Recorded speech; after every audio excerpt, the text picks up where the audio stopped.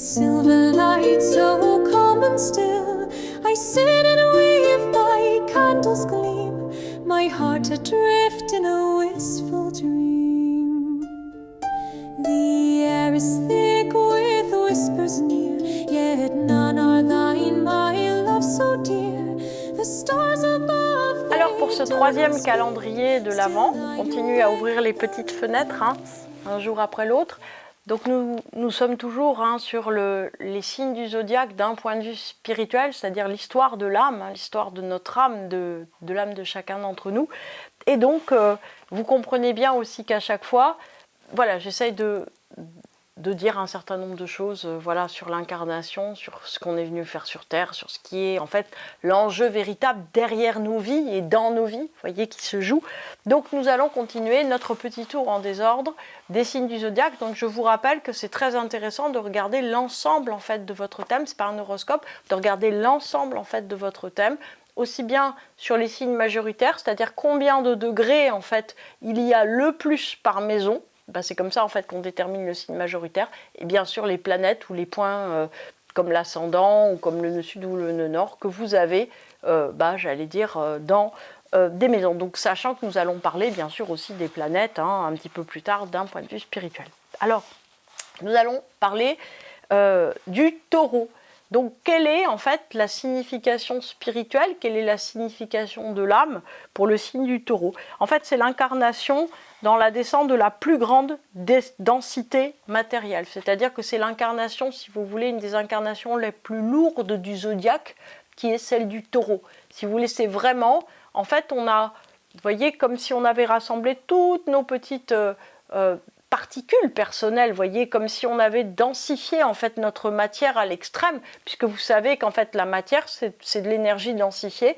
Et bien en fait, si vous voulez, l'incarnation à travers le signe du taureau, c'est vraiment le plus gros pôle matériel, le pôle matériel le plus lourd qu'on avait, qu'on met en place sur Terre. Donc en fait la maison dans laquelle est le signe du taureau, c'est la maison par laquelle en fait d'une certaine façon vous avez le plus lourd karma, c'est-à-dire que vous avez en fait la chose la plus lourde matériellement, si vous voulez, ce qui vous leste le plus à la Terre, c'est cette maison-là dans laquelle vous avez le signe du taureau. Donc sur Terre en fait, c'est à nous à changer la donne véritablement pour la planète ou la maison concernée. C'est-à-dire que c'est vraiment notre porte d'incarnation. C'est un peu comme notre corps terrestre en fait, si vous voulez. C'est comme, si vous voulez, le véhicule à travers lequel on va véritablement vivre et se manifester sur Terre. Donc, la question, si vous voulez, c'est que si vous avez des planètes qui sont en taureau, c'est elles en fait qui vont devoir trouver la mesure en fait de l'attachement à la matière. C'est-à-dire que en fait, c'est là où ça va vraiment vous amuser aussi, vous voyez, de jouer le jeu du monde, le jeu de la sensualité, le jeu des attachements très forts, des désirs matériels, si vous avez envie d'avoir une voiture ou un frigidaire qui fait de la glace, ce que j'ai pas, je regrette.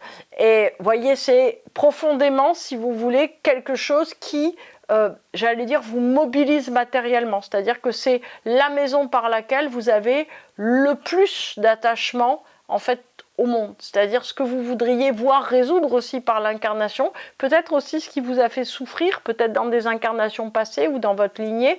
C'est-à-dire qu'en fait, ce sont des choses qui sont porteuses de souffrance et aussi porteuses d'une différence intérieure.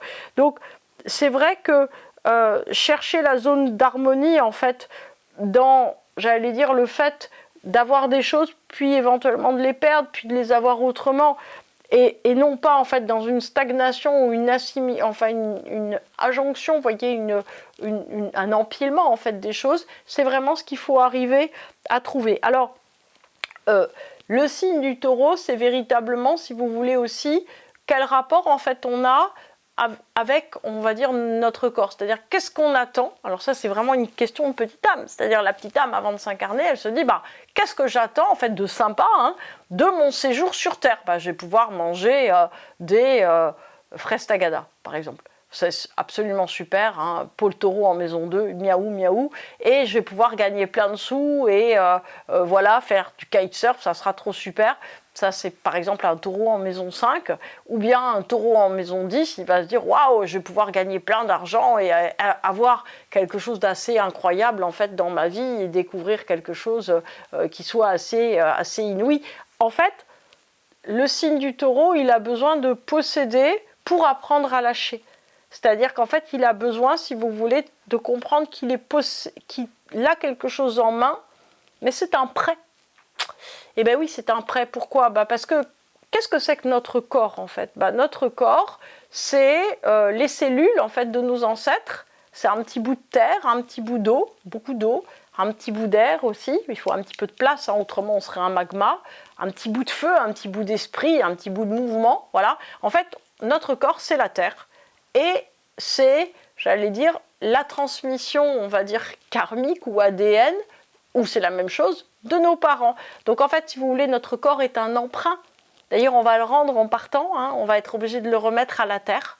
Et ça, c'est très intéressant parce qu'en fait, si vous voulez, le signe du taureau, dans notre thème, doit nous apprendre la possession et la dépossession. C'est-à-dire nous apprendre à vouloir accumuler, vouloir accueillir, vouloir posséder et accepter de lâcher, accepter de transformer, accepter en fait de passer à autre chose. Alors attention en fait, avec ce signe du taureau, à ne pas chercher le confort en fait dans une maison parce que ça paraît, si vous voulez, très commode, rassurant parce qu'en fait le signe du taureau c'est un signe, si vous voulez, qui nous donne une impression de stabilité sur Terre. Alors pourquoi c'est important d'avoir une stabilité sur Terre?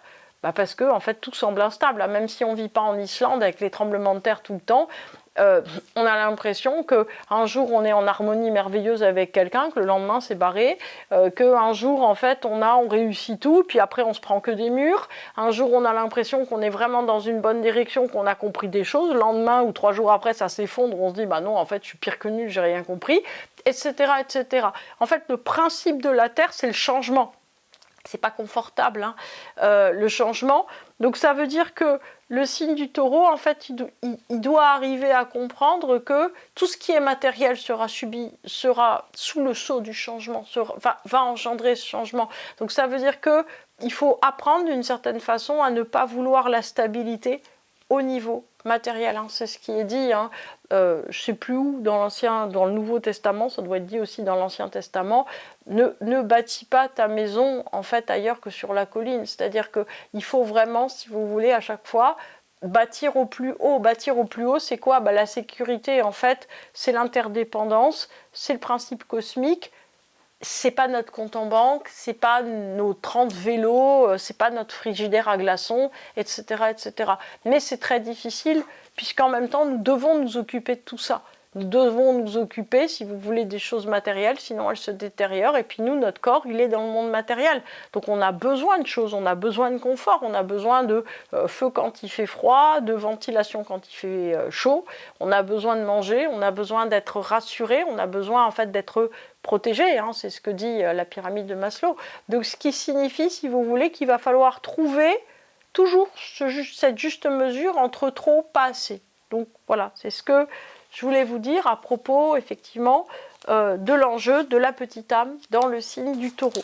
Alors on va prendre maintenant le signe du scorpion, hein, qui est en face dans le zodiaque, et se demander ce que la petite âme veut avec le signe du scorpion. Alors le scorpion, si vous voulez, c'est autre chose, hein. C'est en fait le sombre, si vous voulez, c'est l'ombre, le sombre qui est porté, si vous voulez, à la lumière. C'est le mal qui doit devenir bien. Alors, qu'est-ce que c'est que le mal?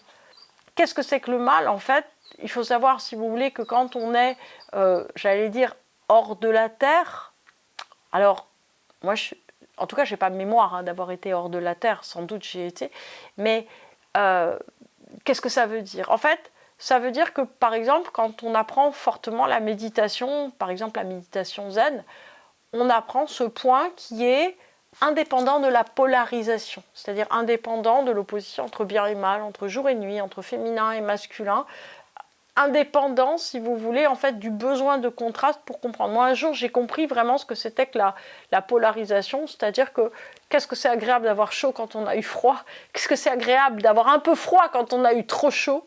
En fait, si vous voulez, on arrive à apprécier les choses sur Terre parce qu'il y a un contraste. Quand est-ce que vous sortez, en fait, de cette espèce de polarisation, donc propre au signe du Scorpion, quand vous n'avez plus besoin d'expérimenter, en fait, le négatif pour, en fait, vous enthousiasmer sur le positif. Quand est-ce qu'en fait, vous êtes capable d'aimer ce qui se présente, c'est-à-dire de vous dire, en fait, de ne pas attendre d'avoir une épine dans le pied pour vous dire, youpi, je l'ai retiré, quoi. C'est-à-dire d'être capable d'avoir un accueil, une gratitude extrêmement puissante pour tout ce qui est, même si ce n'est pas conforme, en fait, à la formulation de votre désir à l'instant T. C'est ça qui est vraiment très important, si vous voulez, dans le signe du Scorpion, c'est-à-dire que celui, d'une certaine manière, qui traverse le seuil, les défauts, les fantômes du passé, l'égoïsme, les passions non résolues, c'est-à-dire que tout ce qui est, d'une certaine manière, négatif ou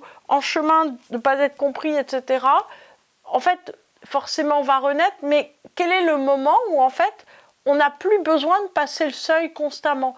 Quel est le moment où, d'une certaine façon, on va se dire « mais attends, j'en ai ras-le-bol de la polarisation, j'en ai ras-le-bol de préférer la nuit au jour, de préférer l'hiver à l'été, de préférer le travail au loisir, dans mon cas, de préférer les Maine Coon aux chiens », c'est pas vrai, en plus j'adore les chiens. En fait, arrêtons de préférer.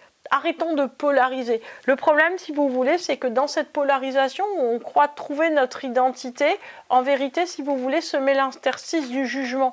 Et que cet interstice du jugement nous empêche, d'une certaine manière, de prendre suffisamment de maturité spirituelle et personnelle, et que, en fait, on est bloqué, parce qu'après, on se croit dans l'obligation d'adhérer à nos propres idées, ce qui est évidemment extrêmement dommageable. En fait, il faut accepter tout simplement de traverser des choses. Vous traversez le jour, puis vous traversez la nuit. Vous traversez, j'allais dire, des périodes qui sont quelquefois idylliques ou heureuses, et puis vous en traversez d'autres qui sont moins drôles. Est-ce que ça veut dire que celle qui était positive mentait? Non. Ça veut juste dire qu'autre chose vient. Sur Terre, en fait, on est, de même qu'on est soumis à la loi du corps, on est soumis à la loi de polarisation. Si vous voulez arrêter d'inspirer et juste expirer, ça ne marchera pas. Vous allez mourir. En fait, qui aurait une idée pareille, hein? Voilà. Mais si vous vous dites « Ah, mais moi, je ne veux plus vivre le jour, je veux que vivre la nuit ». Il y a quelquefois des gens qui se disent « Ou je veux que vivre le jour et je ne veux pas vivre la nuit ». Ok, mais il y a un moment, en fait, il vous manquera une énergie. En fait, on est obligé, d'une certaine façon, de faire ce rééquilibrage constant, ce qui s'appelle, pour le signe du Scorpion, traverser le seuil, c'est-à-dire arrêter d'une certaine manière d'opposer le mal au bien et de faire constamment, si vous voulez, qu'il faut un mal pour un bien ou un bien pour un mal. Il faut des méchants, en fait. Il faut des méchants pour qu'il y ait des gentils. En fait, très fondamentalement, vous voyez, par exemple, avec les situations des guerres qui ont eu lieu, par exemple, en 2025, enfin, moi, fondamentalement, j'ai fini par me dire, mais en fait, qui sont les méchants? Il y a un moment, les méchants, ils se transforment en gentils, les gentils ou en victimes, et les victimes, ils se transforment en oppresseurs, et les oppresseurs se transforment en bourreaux, et les bourreaux se transforment en victimes absolues et expiatoires. À un certain moment, en fait, on a juste envie de dire, ce sont des humains, ils font du mal, pour des questions de religion, pour des questions de nationalité, pour des questions de territoire. Comme m'a dit ma fille, elle m'a dit, mais attends, c'est comme au Moyen-Âge, en fait, ils se battent pour leur fief. Oui. En fait, ça n'a pas beaucoup changé, sauf que, si vous voulez, on n'a toujours pas compris qu'on est une seule planète.